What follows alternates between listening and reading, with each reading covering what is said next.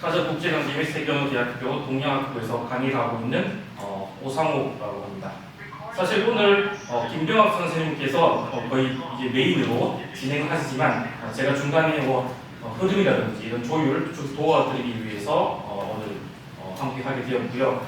특히 오늘은 그 카자흐스탄에 있는 저희 학교 대학원생들이 문학을 공부하고 있어서 또 교수님, 선생님께서 경험이 많고 또 제가 양력을 이렇게 대충 보니까 어떻게 호칭을 불러야 될 정도로 모를 정도로 굉장히 많은 업적을 하신 것 같습니다. 또 카자흐스탄에 강의도 하셨고 우슈토베 알마티에서 강의하셨고 또 지금은 광주에서 또 그런 고려인들을 위한 문화 일 같은 것도 하신다고 들었습니다. 그래서 오늘 이 행사에서 선생님께서 이때까지 지내오셨던 경험이라든지 특히 한국 문학을 공부하는 학생들이 어떻게 하면 좀 더 효율적으로 공부를 할 수 있고 바람직한 방향으로 공부를 할 수 있고 학습할 수 있는지 조금 조언 같은 간담회식으로 진행하면 될 것 같습니다.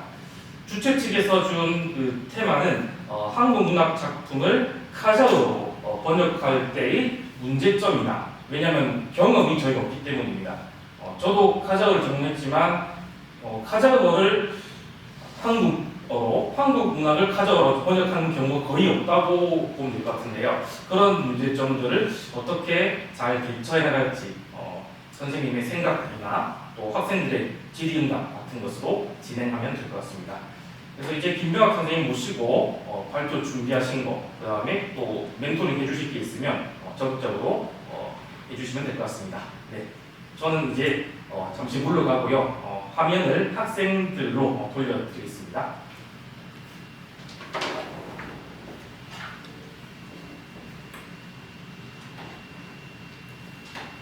제가 이야기할까요? 네.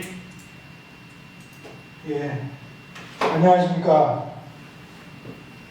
저는 김병학입니다. 제가 예전에 카자흐스탄에서 살면서 민간 한국학교에서 한국어도 가르쳤고 또 대학에서 한국어도 좀 가르친 적이 있고 또 여러분들 아실지 모르겠지만은 카자흐스탄 알마티에 고려일보라는 이 고려인들의 모국어 신문사가 있습니다. 신문사에서 제가 기자로 일도 좀 했고 또 그런 과정에서 시인으로 등단해서 제가 시집도 내고 또 제가 이 러시아 언어 실력이나 이런 것이 썩 훌륭하지 못하지만 거기서 배운 것을 바탕으로 제가 시도 번역을 해서 한국에서 책도 냈고 또 카자흐스탄 국민 시인인 아바이 꾸란바요의 아바이 시도 100편 이상을 번역해서 한국에서 출판을 했습니다. 그런데 이것은 제가 카자흐어를 잘해서 아니고 제가 카자흐어를 기본적으로 잘 모르기 때문에 러시아어로 아는 시인이 번역을 해준 걸 가지고 다시 한국어로 번역을 했습니다. 그래서 얼마 전에 책을 또 출판을 했고요. 그래서 그 과정에서 학생들을 가르치거나 또 번역을 할 때 지금 저한테 주어진 미션은 한국어를 카자흐어로 번역할 텐데 그것은 뭐 제가 할 능력이 안 되고요.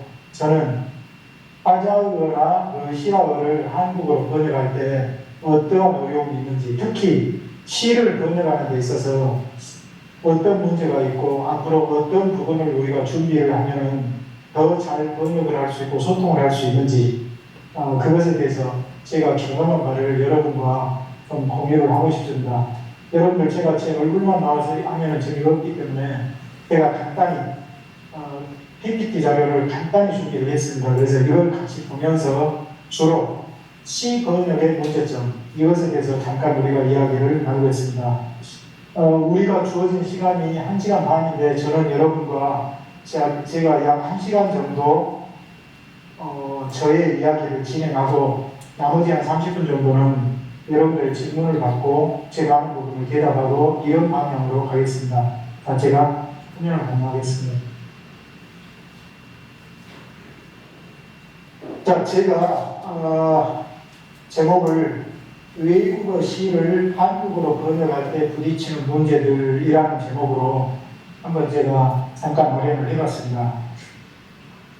일단 여러분들도 홍번역이나 이 어학을 또는 문학을 전공하고 있기 때문에 외국어를 공부하면서 부딪히는 문제가 만만치 않다는 것, 그것을 자기 모국어로 준비하면 어떤 어려움들이 있는지를 여러분들도 명확히 또는 막연하게나마 알고 계실 겁니다.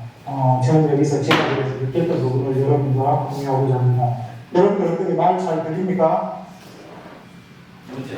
잘 들려요? 네, 잘 들린 겁니다. 예, 그럼 진행하겠습니다. 자, 먼저 문학 번역, 특히 시번역 했을 때 가장 큰 문제가 번역하고자 하는 이 모국어로 번역하고자 하는 외국어 문화, 그 문화와 우리 모국어 한국 문화와 교류한 역사가 긴가 짧은가, 이게 굉장히 큰 영향을 받습니다. 이 서로 교류한 역사가 길면은 서로 공유하는 것이 많기 때문에 공유하는 의미나 개념이 풍부해서 번역이 쉬운데, 그게 그렇지 않으면은 굉장히 어렵습니다. 우리나라는 여러분들도 아시겠지만 예전에 우리가 한글을 세종대왕이 한글을 만들기 전에는 오랫동안 1000년 이상 한 2000년 가까이 중국의 한자 문화권에서 한자를 쓰고 중국을 통해서 종교도 들어오고 또 학문도 발전하고 그렇기 때문에 한자에 우리는 익숙해져서 옛날 고대의 문화는 중국과 우리가 상호 공유하는 바가 많기 때문에 그 당시에 중국의 시, 그러니까 여러분도 아시겠지만 200, 러시아 말로는 리보 그렇죠.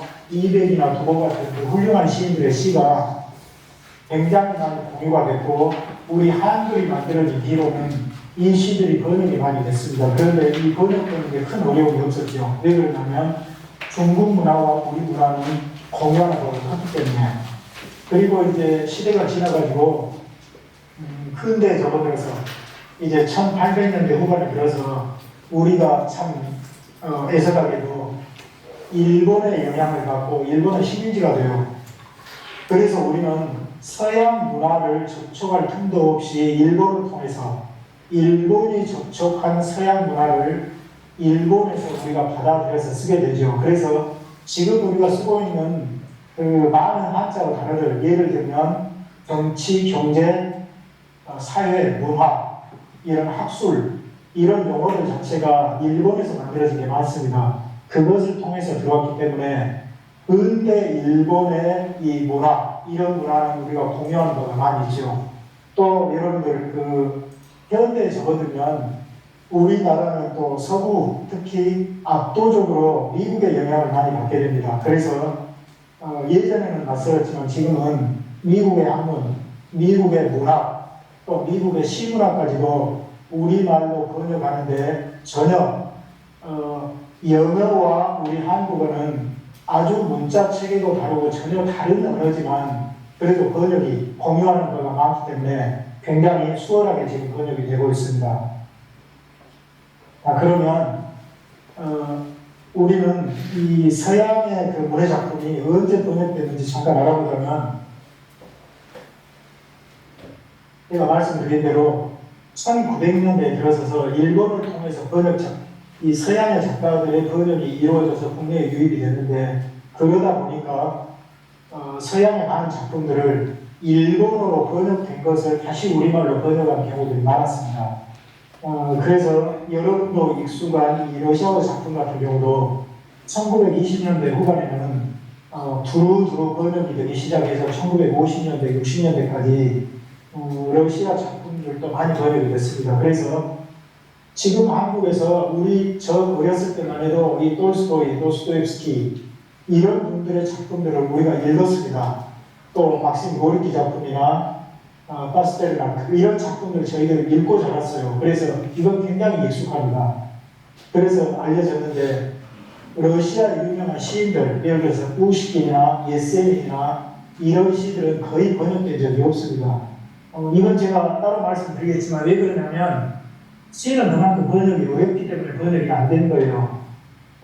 문학작품에서 소설은 그런 대로 번역이 되고 일본어를 통해서도 번역이 가능했기 때문에 우리가 쉽게 접했지만 시는 참 번역이 어렵습니다. 그래서 지금도 그렇지만은 이 러시아 시 중에서 국내에 번역돼서 널리 알려진 시는 유일하게 알렉산더 푸시킨의 삶이 그대로 속일지라도 예수 이시든지가 앞면 비페 찰리스 미세리디스 이렇게 해서 나가는 시가 있어요. 이 시가 사실 러시아에서는 푸시킨의 이 시는 대표시도 아니고 그렇게 유명하지 않거든요. 푸시킨의 유명한 시는 오히려 여러분들이 많이 아는 어떤 시입니까? 야마스 유빌 리보비 쇼크치 모집 우두셰바이 버스는 니삽센 부스자나 모시를 때리고 이렇게 나가는 시 있죠. 이 시는 그쪽에서는 유명하지만 국내에서는 번역이 안 됐어요. 아마 그게 쉽지 않아서 그랬겠죠. 그런데 이 삶이 그대로 속일지라도 이 푸시킨의 이 시는 지금도 누가 번역했는지 알려지지는 않았어요. 그런데 이 시는 오래전에 번역돼가지고 널리 읽혔기 때문에 한국에서 이 시만큼은 많은 사람들이 알고 있습니다. 한번 번역된 시를 한번 살펴볼까요? 이건 푸시킨의 러시아어 시고 이게 한국어로 번역된 시입니다. 한번 제가 여기 비교해놨는데 한번 잠깐 살펴볼까요? 이게 제가 봐서는 이 푸시킨의 예술 20세기 앞만에 이게 한국어로 번역이 그런대로 괜찮게 됐습니다. 그렇지만 아주 훌륭하게 번역이 되지는 않았어요. 왜 그러냐면 C는 이 번역이 되면 이 리프마도 살리고 잘 살려야 되는데 이게 한국어와 러시아어의 차이가 있죠. 예를 들어서 러시아어 같은 경우는 특유의 리프마가 있고 이 끝나는 부분이 이렇게 똑같은 부분이 반복되면서 이 노래처럼 이렇게 되는 게 있는데 우리말로는 그게 되지 않기 때문에 이게 번역이 잘 안 되는데 그래서 이 시가 완전히 멋지게 되지는 않았지만 그래도 누구나 무난히 읽을 때 이렇게 번역이 돼 있어서 국내에 푸시킨 시 하나만 널리 알려져 있고 러시아의 시들은 지금 물론 번역가나 학자들이 지금 20여 년, 한 30여 년 전부터 많이 번역을 했지만 이게 거의 알려지지 않았습니다. 이 시를 한번 잠깐 보면은 그렇게 번역했죠. 예수 20세기 앞만에 그런데 우리말로는 삶이 그대를 속일지라도 학자 20세기 앞만에 이렇게 했죠. 그런데 우리말로는 이게 잘 된 겁니다. 이것처럼 예수님처럼 삶이 그대로 속인다면 슬퍼하거나 노하지 말라 이렇게 하게 되면 우리말로 전혀 시적인 감이 나지 않습니다. 그래서 이분이 학자 시즌집에 앞에 삶이 그대를 속일지라도 슬퍼하거나 노하지 말라 이 부분을 잘 번역을 잘한 것 같습니다. 그런데 이 뒷부분은 번역이 이렇게 바뀌었죠. 세르체브 우두셈 집에 다스교시 우는다. 그런데 여기는 반대로 현재는 언제나 슬픈 것, 마음은 항상 미래에 살고 반대로 이렇게 했는데 이것도 아마 이걸 바꿔서 번역을 하게 되면 이게 매끄럽지 않기 때문에 이렇게 번역을 했는데 그런 대로 번역이 잘 될 것 같고 국내에 널리 알려져 있습니다. 그래서 아직 시 번역은 소설 번역보다 굉장히 어렵다는 것 그것을 여러분과 한번 잠깐 공유하고 싶습니다. 자 그러면 번역 중에서도 시 번역이 쉽지가 않은데 왜 어려운지 우리가 잠깐 한번 생각을 해보면 좋겠습니다. 가장 우리가 번역을 쉽게 할 수 있는 게 이 과학 분야지요. 결혼 과학 자료, 물리학이나 생물학이나 화학이나 의학 이것들은 객관적인 대상이기 때문에 그리고 우리가 눈으로 보는 것을 관찰해서 듣는 거기 때문에 이것은 1대1로 기계적으로 이렇게 번역이 가능해요. 그래서 만약에 수학책이나 물리학, 화학, 의학 이것은 전혀 문제가 없이 번역이 가능합니다. 그런데 이제 이게 나아가서 우리의 그 인문학 자료, 그러니까 후마니타리움 마테리알, 문학, 리테라투라, 역사학, 히스토리아, 사회학, 정치학, 철학, 폴리토로기아, 필로소피아 이런 것들은 이렇게 기계처럼 번역이 될 수 없는 거죠. 왜 그러냐면 이것은 우리의 이성, 우리의 마음의 눈으로 보고 또 이것은 두 사람 이상이 서로의 생각을 공유하면서 대화하고 해석하고 거기서 우리가 서로 동의를 한 그 바탕으로 우리가 번역을 하기 때문에 이것은 경영과학 자료, 물리학이나 생물학이나 화학이나 의학처럼 이계적으로 번역이 불가능하죠. 그래서 이것은 번역이 쉽지 않고 더 비교적이고 더 세련되고 더 마음의 준비가 돼서 번역을 해야 되는데 그 중에서도 우리가 어렵다고 하는 게 시번역이 어렵고 또 철학도 굉장히 그 인간의 마음과 내면과 우리의 삶과 죽음 그리고 이 세상의 기원 이런 것에 대해서 가장 깊이 그저 지적으로 탐구를 해가지고 만들어낸 학문이고 이런 체계이기 때문에 이것은 참 둘 다 번역하기가 쉽지 않습니다. 그렇지만 만약에 우리가 시와 이 철학 이것을 번역하면 어떤 게 더 번역이 어렵고 어떤 것이 더 번역이 쉬울까요? 제가 판단하기는 철학책을 번역하기가 더 쉽습니다. 왜 그러냐면 철학은 공부는 더 많이 해야 되지만은 그것은 정확히 이렇게 대응하는 단어와 낱말이 있기 때문에 이것은 더 힘들 일이긴 하지만은 번역을 할 수는 있는데 시는 자기 내면의 감동이나 느낌이나 주관을 굉장히 이렇게 한축적이고 짧은 언어로 표현하기 때문에 이것을 번역하기 훨씬 어렵죠. 그래서 이런 말이 있죠. 소설을 번역하는 사람은 원저자의 노예지만 시를 번역하는 사람은 원저자의 경쟁자다. 그러니까 어떻게 러시아 말로 말할 수 있을까요? 페레보치 브로즈이 라아토라 그럴 수 있죠. 페레보치 파이지우 그러면 이고사페르네 그런 말이 있죠. 그만큼 시 번역은 어렵다는 거죠. 그래서 그 앞에서도 제가 말씀드렸지만 러시아의 많은 작품들이 우리말로 번역되는데 왜 시가 잘 번역이 안 됐고 시는 번역이 됐더라도 널리 읽히지 않고 사람이 좋아하지 않을까? 이건 시는 제가 봐서 기본적으로 이 전문 번역가보다는 시인이 번역하는 게 바람직합니다. 번역을 훌륭하게 잘하는 사람이 시를 그대로 번역해 놓으면 이 파스트로치니 페레고시라고 하죠. 직역은 정확히 잘할 수 있는데 그 시가 의도하던 그 느낌을 잘 살려서 번역하자면 그건 또 다른 비교. 시를 쓸 줄 아는 사람이 해야 정확히 독자들에게 사랑을 받는 그 작품을 낼 수 있기 때문에 그것은 제가 봐서 시인은 그래서 시인이 번역하는 게 바람직하다 이렇게 생각을 하고 있습니다. 그러면 왜 이 시는 시인이 번역을 해야 되고 시 번역이 이렇게 어려운지 이걸 한번 우리가 잠깐 생각을 해보면 좋겠습니다. 여러분들 시는 생문이 아닌 운문입니다. 운문이란 말은 리듬이 있는 프리글로시엔이 그 문장이죠. 그래서 이것은 시는 노래입니다. 여러분들 카자흐 시인을 카자흐 말을 뭐라 하죠? 악근이라고 해요. 악근.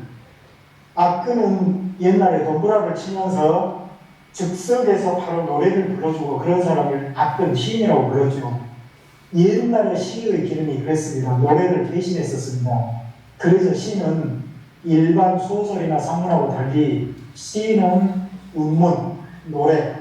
그런데 그 노래의 그 특별한 그 리듬을 번역을 해야 되는데 그건 언어가 다르면 언어 체계가 다르기 때문에 그게 번역이 참 어렵습니다. 그래서 특히 이 서양의 언어는 우리 이 한국어 언어 체계가 너무 다르기 때문에 그게 이 번역하기가 쉽지 않습니다. 그리고 서양의 언어, 특히 러시아어 같은 경우는 이 리프마가 있고 우다레네가 있죠. 또 마지막 끝나는 부분이 똑같이 반복되는 그런 시로 이렇게 전개가 되는데 우리 한국어 시로는 그렇게 언어 체계상 그렇게 진행이 되지 않습니다. 물론 한국의 시도 예전에는 노래처럼 불렀습니다. 그래서 지금은 사라졌지만 우리도 옛날 시는 악장이라는 이런 그 장르가 있고 가사라는 노래의 장르가 있고 시조가 있고 또 근대시가 있습니다. 이 근대시까지 이 시들은 전부 다 이렇게 노래처럼 예를 들어서 악장 같은 경우는 우리 음절의 숫자 정확하지는 않지만 대개 음절의 숫자를 4자, 8자씩 이렇게 반복하면서 길게 쓴 시가 악장이에요. 그리고 이 가사라는 시도 그보다 더 짧지만은 그렇게 반복하는 것이고, 시조는 지금도 쓰고 있는데 이것은 3음절, 4음절, 3음절, 4음절 이게 반복되면서 3개의 행으로 이렇게 쓰는 시조 시인데 이것은 최근까지도 쓰고 있습니다. 그리고 근대시, 그러니까 1920년대, 30년대, 40년대 그때 나왔던 우리나라 시들은 당시에 우리 민요의 노래와 비슷하게 단어의 숫자를 이렇게 어느 정도 맞춰서 우리가 그 시를 읽으면 마치 노래 부르듯이 그런 형태로 우리의 시가 유지되었었습니다. 그런데 현대에 들어서면서 이제 이 운문, 이걸 외형률이라고 합니다. 그런데 이게 저기죠. 루네시네아 리프마라고 할 수 있겠죠. 이게 다 사라집니다. 그래, 다 사라져가지고 지금 한국의 현대시는 네질률로 바꿨습니다. 네질률은 어떻게 말이 될지 모르겠지만 무너뜨리는 리프마라고 해야 되겠죠. 이 시의 흐르는 느낌, 우리가 내면적으로 받아들인 이 느낌으로서 이 음악이 어떻게 흐르는가를 우리가 판단하면서 시를 쓴 거기 때문에 지금 이 러시아 시나 또는 카자흐 시도 굉장히 이렇게 운율이 잘 맞춰져 나가는데 그걸 맞춰서 우리 시로 번역하기는 이게 너무나 어렵습니다. 그리고 이게 잘 되지가 않고요. 그래서 이 시 번역에 실패를 하고 또 시도했다가 그만두는 경우가 많이 있는데 이런 어려움이 있습니다. 그리고 또 하나는 시의 주요 기능은 이 언어를 제가 언어의 시각적 형상화라고 표현을 했는데 언어를 마치 눈으로 이렇게 보는 것처럼 마치 그 그림을 그 모습을 보는 것처럼 표현해 주는 게 시의 가장 큰 기능입니다. 그래서 시는 그림인데 이것을 글로 옮겨놓은 그림. 그렇지만 이 그림이 글로 옮겨졌을 때 죽어있는 게 아니라 노래하고 춤추고 살아 움직이는 그림처럼 이렇게 표현을 해야 이게 훌륭한 시가 되거든요. 잠깐 우리가 우리 존경하는 아바이 쿠남벌이가 쓰신 아비산의 언약, 말에 대한 묘사라는 이 시를, 이게 물론 길게 있는 시인데 짧게 제가 이 2개의 영만 가져왔습니다. 이것은 이 말의 모습을 아주 세밀하게 이렇게 표현을 하고 있지만 단지 표현만 하는 게 아니라 이 말이 움직이고 어떻게 행동을 하고 달릴 때는 어떻게 하고 이런 모습들이 살아서 숨쉬는 것처럼 이 느껴지게 이렇게 표현을 해서 굉장히 길게 쓴 시인데 읽어보면 그렇죠. 짙은 앞머리와 갈대 같은 길을 가지고 긴 목과 흘려보는 눈길을 정녕 야습적이라 드센 목덜기와 명주 같은 갈비 목덜미 아래는 큰 보조개가 있구나. 콧구멍은 넓고 입술은 크고 두툼하며 또 척추는 산줄기 마냥 다양하구나. 살린 근육으로 장난치며 가슴도 넓고 먹이를 포획한 매인 마냥 억세고 붙이고 이렇게 표현이 굉장히 살아서 움직이는 듯이 이렇게 표현을 하고 있습니다. 그래서 시는 그림처럼 보여주는 글이다. 저는 이렇게 이야기하고 싶습니다. 이게 아바이 시인의 시의 원문이고요. 이 카자흐 시도 마치 보듯이 끝나는 부분이 이렇게 다 반복이 되죠. 그가 가가, 주샤드, 싸가 이렇게 되면서 그런데 우리는 이 표현이 사라져서 우리말로 표현하기는 좀 쉽지 않은 그런 측면이 있습니다.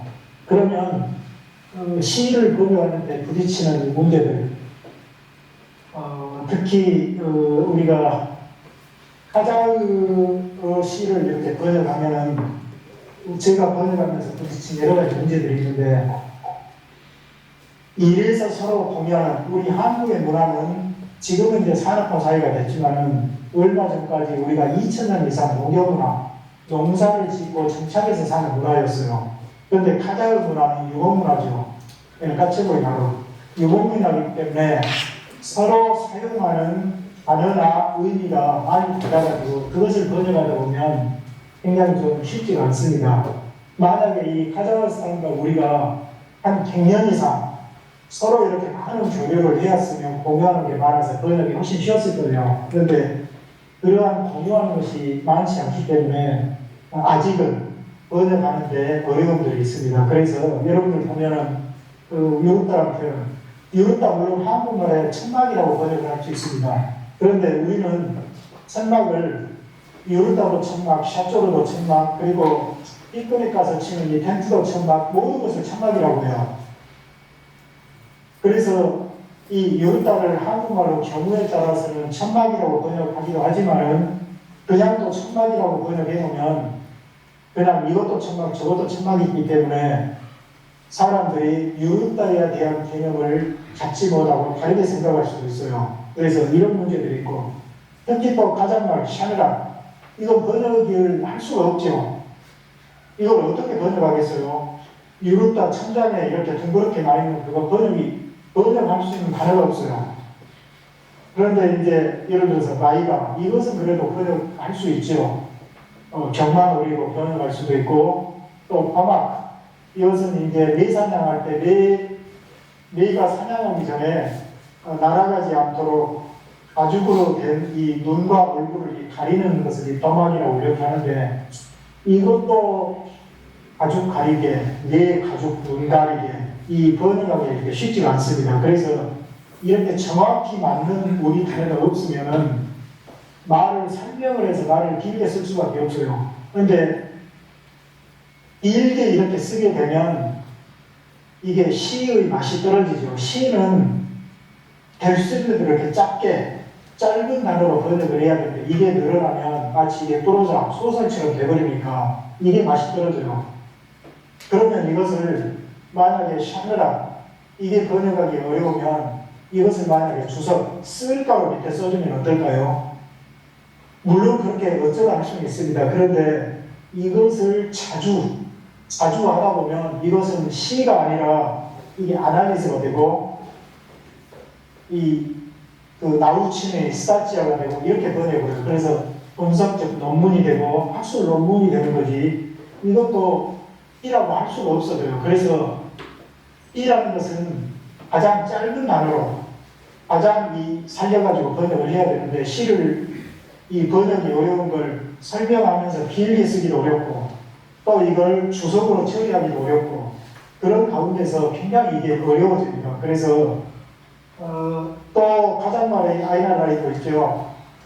이것도 뭐 우리 한국말 정의라는 말을 또 외국인들이 번역하기 어려워하듯이 이것도 경우에 따라서 어찌 번역해야 될지 이렇게 참 어려운 문제입니다. 그렇지만 우리가 희망적인 것은 카자흐스탄과 우리나라가 벌써 서로 상호 교류하고 한 지가 지금 20년, 30년이 넘었기 때문에 이제는 공유하는 것들이 점점 많아져서 이제는 점점 더 번역하기는 쉬워질 것 같이 생각이 듭니다. 자, 번역의 어려운 문제를 이걸로 한번 봐보시죠. 이게 카자흐스탄에 살았던 그 독일인 시인 알렉산드르 슈미트라는 사람이 쓴 시인데, 까까야 시 제목이 그렇습니다. 이게 무스코이로 세레브리고 의젠스키 롯이죠. 이것 여러분들 한국말로 번역을 할 수 있겠어요? 없겠어요? 번역할 수 있을까요? 없을까요? 대답이 없으시네. 그렇기도 하겠지. 할 수 없는 것 이것에 대한 답은 이다, 넷 그렇습니다. 번역할 수도 있고 번역 안 할 수도 있습니다. 만약에 모스크바로, 스레드니로, 유젠스키로 이것을 무시하고 번역을 뜻만 번역한다면 얼마든지 번역할 수 있죠.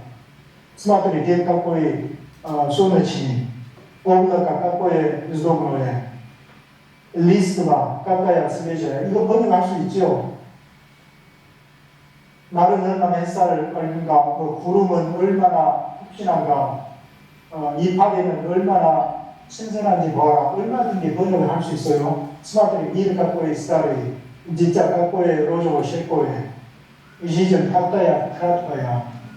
세상은 얼마나 오래됐는가, 어린 아이의 볼은 얼마나 발긋을 해야 하는지, 그리고 우리의 인생 삶은 얼마나 짧은지 한번 보아라. 얼마든지 번역